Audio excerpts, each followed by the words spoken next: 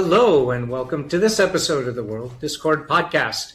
I am one of your co-hosts, Joel Ostrow, and we have a doozy for you today, do we not? Hello, I'm your other co-host, Brian Endless. And yes, we have an excellent episode coming up today with a good friend of mine as a guest. Let me allow Joel to introduce the show, and I'll introduce our guest. So we have with us today Paul Rusesabagina, the hero depicted in the film Hotel Rwanda. Brian will give a longer introduction.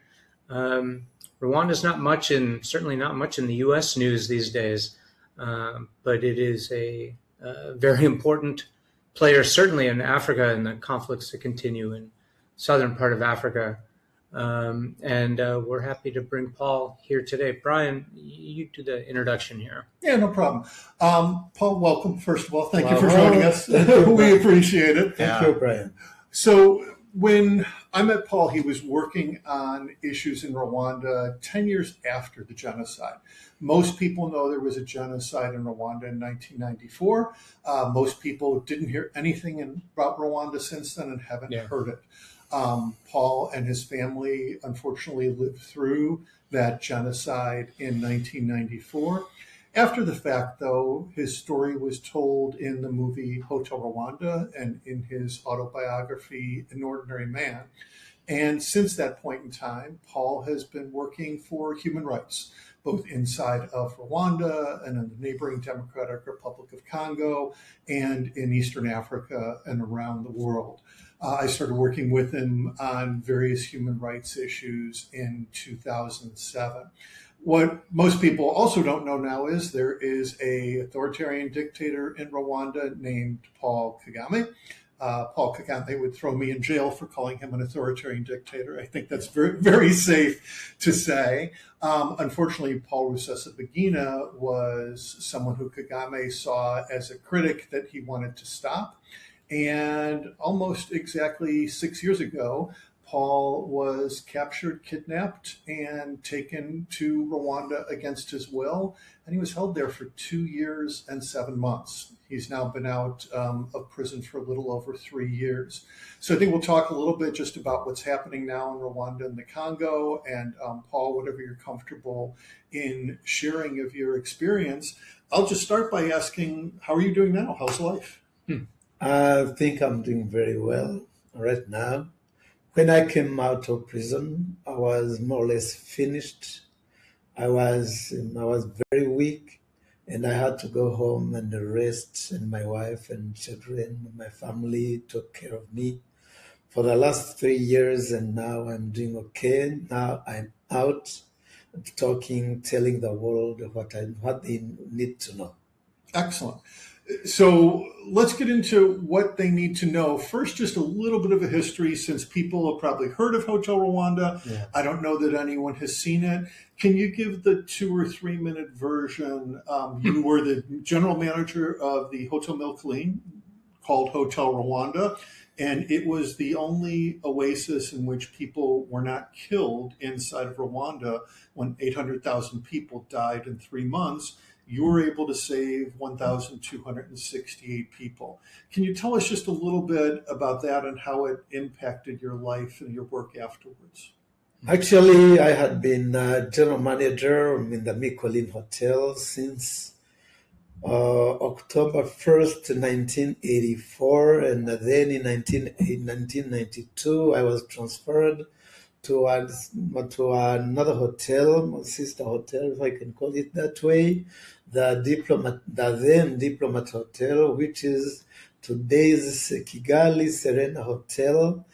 But during the genocide, the friend who was a colleague, who was then the Milcline manager, was evacuated. It was on April 12th. 1994. Then when he was evacuated, then he had about 400 people. I was in agreement with my bosses from Brussels. I moved from the Serena Hotel, or the then Diplomat Hotel, and went back to the Mikolin Hotel and started taking care of those refugees, people who had been displaced, because when the president was assassinated on April 6th, the Rwandans started killing Rwandans, Hutus killing Tutsis, Tutsis killing Hutus. And then when I arrived at the Mikolin, I took care of those refugees, and many other people kept coming in.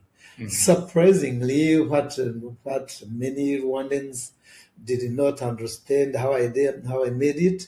After 3 months of the genocide, I had 1,268 people, and no one in my hotel was killed, no one in my hotel was beaten, no one in my hotel was even taken out to be tortured or mistreated in a way or another.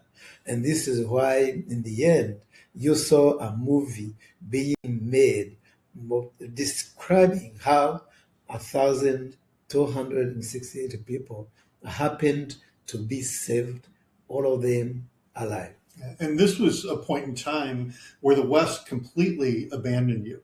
Just a week or two into the genocide, everybody, the Americans, Belgians, others, were pulled out of the country, and you were left on your own.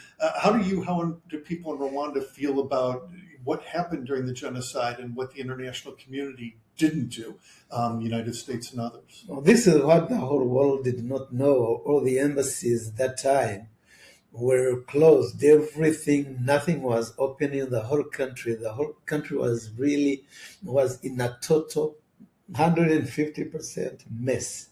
So then I never gave up myself. I was calling all the foreign embassies in Paris. I was calling Paris. I was calling Washington D.C. and sometimes they would tell me, we are not the ones you are supposed to call. Mm-hmm. Let us connect you to someone, and I would wait for 30 minutes without having someone to talk to. And in the meantime, the hotel was attacked in a way or another, because each and every minute, each and every hour they could be dangerous. So the whole world, unfortunately, closed ears and eyes, didn't want to see, they didn't want to hear about what was happening.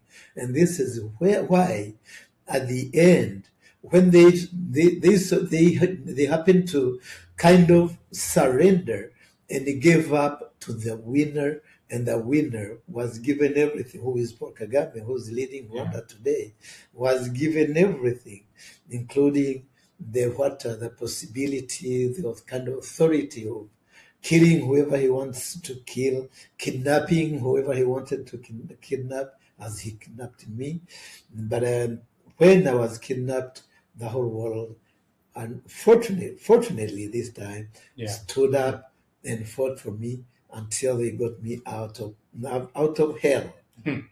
Let's go back up a little bit. Joel, go ahead. Yeah, I want to follow up. I mean, first of all, anyone who's watching this episode who hasn't seen Hotel Rwanda, it's probably highly recommend it. If you don't know about the genocide in Rwanda, it's definitely a must-see. So I'm going to ask this question sort of assuming that most people who are watching this or listening to our episode are familiar with it. Paul, I've had a chance to hear you speak before, as you know, and we've talked a little bit. One thing I have not heard, and I have a short follow-up depending on what your answer is, but you had a lot of connections, obviously, that helped you to protect the people who were in the hotel. That was obviously one of the ways depicted in the film, that you were able to keep people safe. What I've wondered is, when the plane was shot down and Habyarimana was killed, to what extent was that a surprise to you? And tied to that, did you know, in retrospect, did you know that the killing was going to happen? Like, were you sort of prepared for the violence to come, or I'm trying to get a sense of to what degree you were shocked by it. What happened in Rwanda on April 6, 1994? That night, I was having dinner with my brother-in-law, Thomas Kanimba, and his wife, Fidence, at the Diplomat Hotel, where I was a general manager. My wife, who could not join us because she left her job a little bit late and tired and went straight home. She happened to hear the missiles hitting the presidential plane when the president was killed. Then she took a phone from home and called me and told me that you guys rush and come back home. We never had any idea of what had happened. And I said, "My boy, why should we come home that urgently?" She said, "I have heard something I've never heard before. Please come back home." So we stood up, left our meals and drinks, and when we were at the gate, at the exit of the hotel, I was just talking to Fidence and Thomas and going towards the parking. And I remember, I will never forget, just now telling Fidence and Thomas that you guys, like telling them bye. I told them that, listen, you guys, go home. I'll see you tomorrow. I waited for tomorrow, but tomorrow never came because my brother-in-law Thomas and his wife were killed and never found. We never found even their bodies. We never knew anything about them. So immediately, all of us were surprised. Everything from that hour, everything changed. On my way out, I met someone at the entrance of the hotel, and he told me that, listen, Mr. GM, General Manager, you take this road because the other one, in the other road, there are a lot of roadblocks. You avoid those roadblocks. I told my brother-in-law also to avoid it. Then he also avoided that road. Then we went up to home. When I arrived home, that is when my colleague, Vic Cornelis, who was the general manager of the Mikolin Hotel, took the phone and called me and told me that, listen, Paul, come back to the hotel because your president has just been killed and we do not know what is next. All the roads had been already completely closed, locked. So there was no other way out. But there were months and months, obviously, right, like of preparation for what happened, right? That the Habyarimana regime, like there was the Radio Rwanda or whatever they were called, that atmosphere was surrounded with violence, but it still took you back. What I was trying to get at was, like, did you have a plan for if things went awful beforehand, or was everything really spontaneous? No one had an idea that what happened in 1994 in Rwanda wouldn't happen anywhere in the world. No one had that idea. So it is no surprising. And also, when we talk about the Habyarimana regime, Habyarimana had been killed. So that is when they started killing people. Yeah. And if you listen to what Kagame and his people, if you go online and hear what Tito Taremara said, he said that they had invaded all the groups, the militia groups in the country. They had in their own people. In each and every team, they had at least 5 of their members who were just kind of influencing what the militias were doing in the country. They were helping to kill. So because Kagame wanted the genocide to be consumed. And he said that himself. Yeah. Kagame, by the way, let me just do a very quick scorecard and go back to Paul. Almost no one realizes, unless you've studied this, that Rwanda had been in a civil war for 4 years. Paul Kagame was the leader of the Tutsi rebel group, and President Habyarimana was the leader of the Hutu group that was in power. The Hutu group, when they started the genocide, was joined by a militia of young people who had fled the violence and gone toward the capital, and that militia had been loosely trained basically to kill people, is what we realized after the fact, but obviously not clearly beforehand. And when everything kicked off, there was violence on all sides. This was not, as much as the Rwandan government would like us to believe, this was one side killing the other. It was not. There was an enormous amount of violence of Hutus against Tutsis, Tutsis against Hutus. And in the end of the genocide really was the end of the civil war. And as Paul just said, the rebel leader, Kagame, became president and started a new dictatorship afterward. And there's a detail that many people do not know. So thank you, Brian, for reminding us and our listeners that Rwanda had been in a civil war for 4 years. So during those 4 years, all the zones which were being conquered by Kagame, today's Rwandan president and his people, since they were killing each and everyone on their path, then all the people were just fleeing. By 1994, when the genocide started, Kigali, the capital city of Rwanda, had more than 1 million displaced people from all the zones occupied by the rebels, by Kagame's people. So all of those people were also harassed.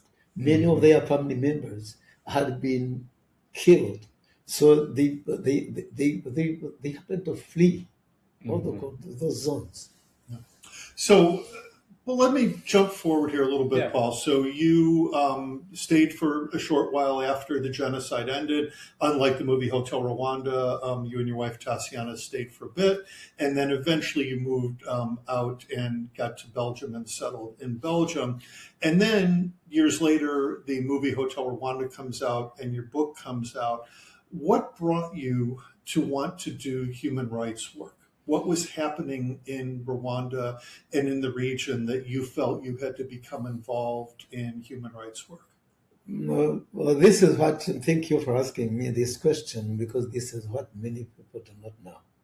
In 1994, I had stood up for what I believed in human life. A human life should be a human life. But when I, immediately after, we saw people being invited for meetings. And immediately all those people, thousands who were invited, who were supposed to be going to attend meetings, were being killed by the new Kagame government. And to be clear, these were Hutus invited to the Tutsi government and being killed. And some of the Tutsis who were also in the country were also being killed. Because to Kagame, each and everyone who was in the country was supposed to be his enemy. But the people did not realize that. The Tutsis pretended to be Kagame people, but Kagame did not like them as they thought. So then Kagame started killing people, continued killing people since 1994, 95, 6. On September 5th, 1996, I was sitting in my living room with 2 guests. I don't want to mention their names because one of them is still alive. He might be killed if I mention his name. And I saw a sergeant from the Kagame army. I was not in the hotel, the Serena Hotel was, I had gone back to the Serena Hotel. And that hotel was very close to the military base. So I saw soldiers just in front of my house.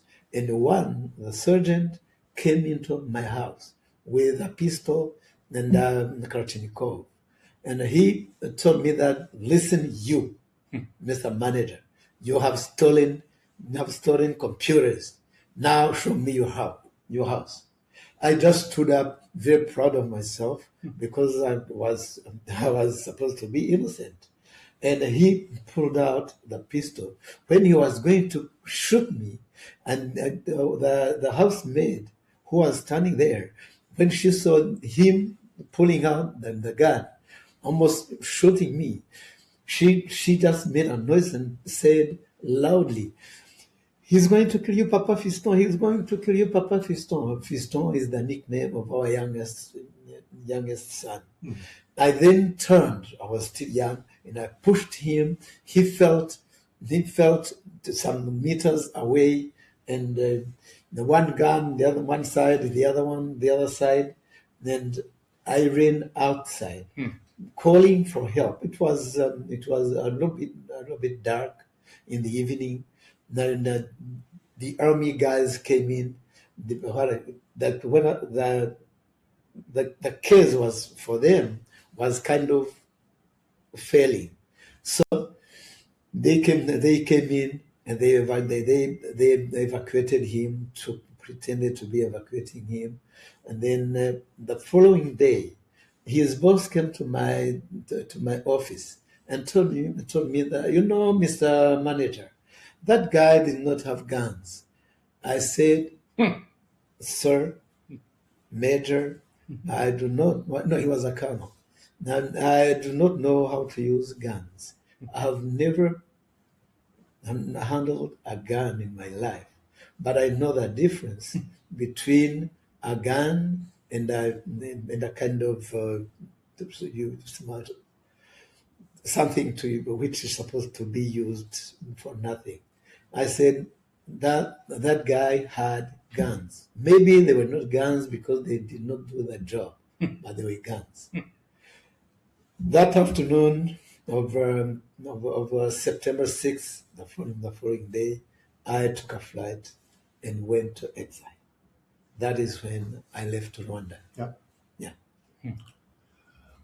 So let's talk a little bit about Paul Kagame. And this, by the way, folks, is what gets Paul in trouble and what gets me in trouble. We've both been on watch lists in Rwanda and silence lists. Paul's name was much higher up than mine because you are Rwandan and extremely well known, and I just help out.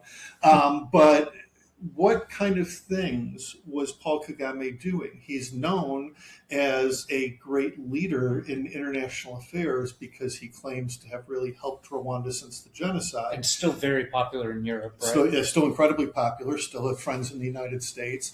But Human Rights Watch and Amnesty International and many others, including you and your foundation, have heavily criticized him for the things he's done really since he came into power, and it just keeps getting more and more year after year. He's been in power since 1994, and he's been president since 2000.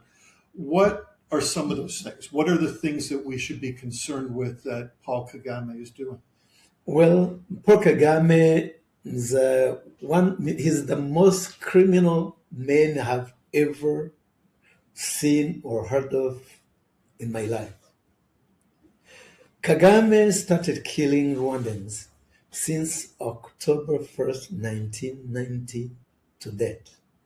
Very soon it will be 36 years. That was the beginning of the Civil War. Yeah, the beginning, the very day or the first day of the beginning of the war. From that day to date, Kagame is always killing. Killing in Rwanda, stealing in Rwanda, violating have become professions in the Kagame country. So Kagame has killed millions of Rwandans. In Rwanda, we had 600, according to the census of 1991, we were 7.2 million people. Well, those 7.2 million people, 6,400,000 were Hutus, 596 were Tutsis, 596,000 only. And then The Batwa, they were not more than more than 100,000 people to make it 7.2 million Rwandans. Then today, the houses where Kagame is exposing bones of people who were victims of the genocide, he has more than 2 million victims. Who are those 2 million victims? They are not only Tutsis. Obviously. There are many Hutus who are also exposed. So, not only that, Kagame continues to kill Rwandans, but also on October 18th, 1996, a month after he went to exile, Kagame attacked the Congo and he started killing civilians. Civilians who are killing women, children in schools, they were destroying hospitals. That is a genocide, another genocide.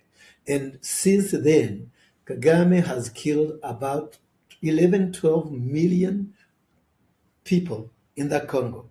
You can read the UN mapping report. It came out on October 1st, 2010. Why October 1st? It was not innocent because Kagame attacked Rwanda on October 1st, 1990. So now, 20 years later, he had killed millions of Congolese, millions of Rwandans within Rwanda. Crossing the border, he tortured all the refugees who were supposed to have crossed the border and went to the Congo to exile, but he's also still killing them. Because M23, Kagame talks about M23, but M23 does not exist. It is the Rwandan army, which is always changing the name, but remaining sometimes the uniform, but remaining in the Congo, and their objective is to steal minerals. That is what Kagame has been doing in the Congo. This is what he has been doing to Rwandans. Joe, one second. Let me have you follow up on that. Hold your question 1 second. second. No problem. I want to clarify because some of the things you talked about are so much worse than they sound in a very short amount of time. So there were about 800,000 people killed during the genocide. We'll never know how many. Yes. Kagame has exposed the bones of 2 million people. And when Paul says expose the bones, he means literally that people have been dug up, and there have been orders to families to dig people up. Paul, could you take just a minute and tell us one of the things, if you ever go to Rwanda, they do what's called genocide tourism. And the Rwandan government is very proud of this. They take you to genocide memorial sites. Can you tell us a little bit, though, about what's at those genocide memorial sites? That is the memorials they are just like products being sold by today's Rwandan government to convince the whole world, the international community, Kagame presenting himself as the victim among the victims. But lucky enough, today you have a lot of Tutsis, young people, young Tutsis, and also some who are middle-aged, who are now Tutsis speaking up against what Kagame and his army have been doing in Rwanda, in the Congo, and how they have been killing. Because Kagame, as I said, he's also killing Tutsis. All the Tutsis who do not agree with him, he's also killing them. It is a country that accepts no dissent. Yeah. That's what his government is. One more quick thing on the memorials, and I learned this from you, the significance of it. There are piles of human bones at these memorials. Yeah.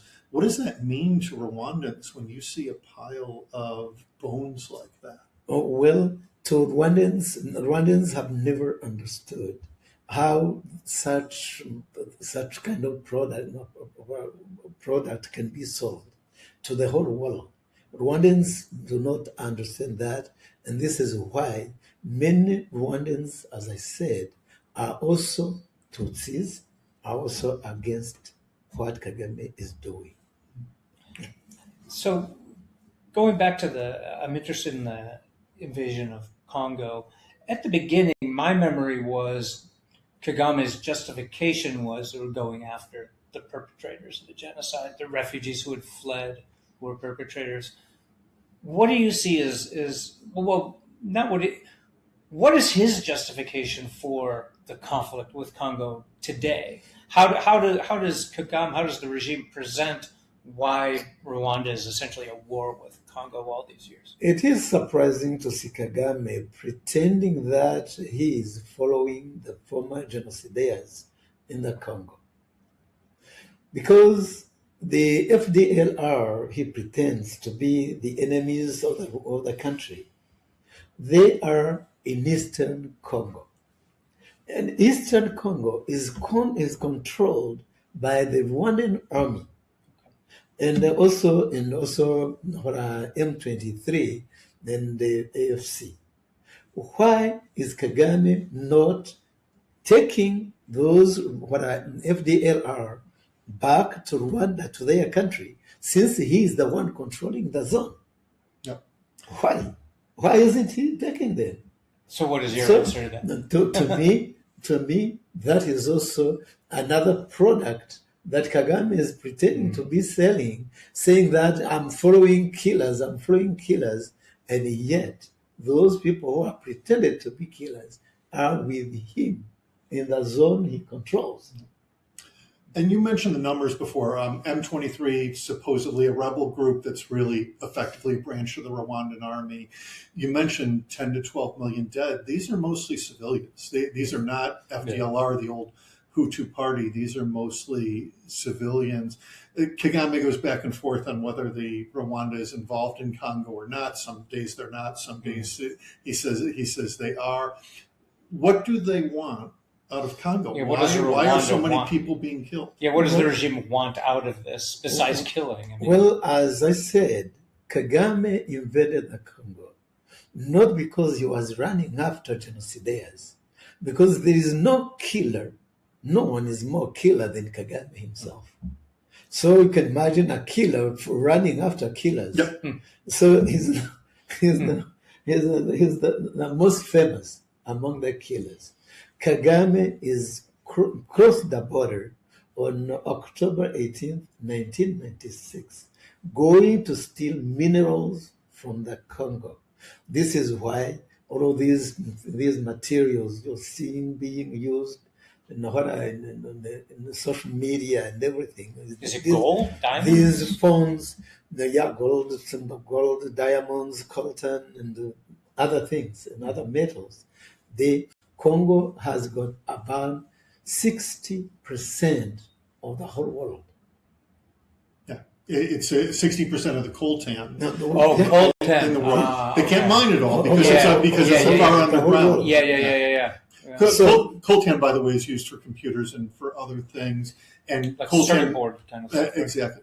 So coltan became Rwanda's number one export. Rwanda is the number one exporting country. But they're taking it out of Congo. Now taking it, stealing it, and bringing it into their country and being the seller. So does that really explain, this is probably more for you, Brian, does that explain Europe's sort of love for Rwanda because they're getting this cheap coltan that then their corporations are using? So significantly, if they had to pay real prices for it, it would be why much Apple more expensive. likes Rwanda. Yeah. And now it's shifted from coltan to cheap gold. Now gold's the number one export the last few years. I imagine there's a lithium there too. Yeah, there are other precious earth metals. That's what this is all about. You can imagine a country like Rwanda without metals being the number one exporter.